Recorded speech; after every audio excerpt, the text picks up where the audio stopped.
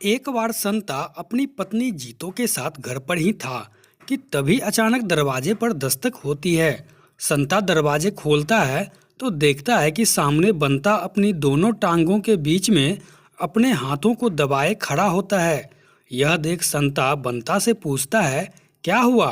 बंता ने जवाब दिया, मुझे क्रिकेट की बॉल से चोट लग गई है।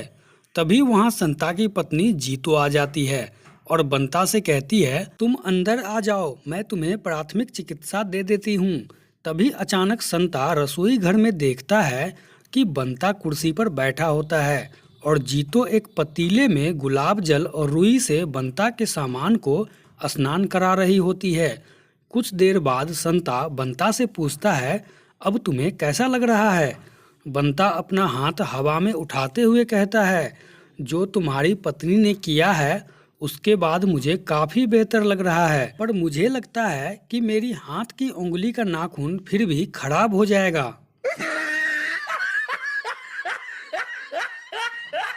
एक आदमी जब एक जटिल गोल्फ कोर्स के 9वें मोर्चे पर खेल रहा होता है, जहां आकर वह ये भूल जाता है कि वह कौन से छिद्र पर खेल रहा था।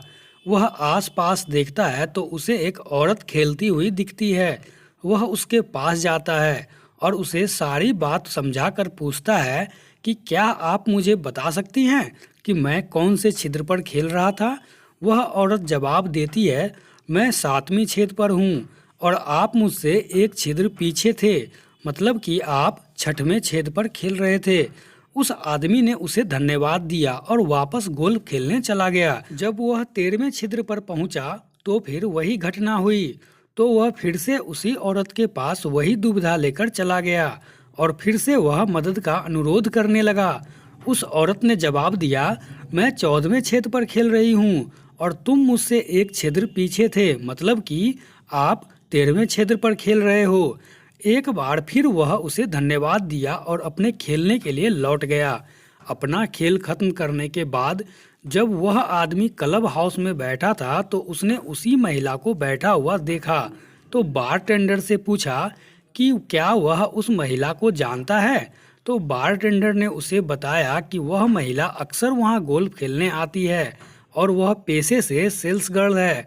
वह आदमी उस महिला के पास गया और उसकी सहायता करने के बदले में उसे ड्रिंक पिलाने की पेशकश की और कहा कि मुझे लगता है कि आप बिक्री से पेशे में हैं। उसने आगे अपना परिचय देते हुए कहा, वैसे मैं भी इसी पेशे से ताल्लुक़ रखता हूँ। और फिर पूछा कि वैसे आप क्या बेचती हैं?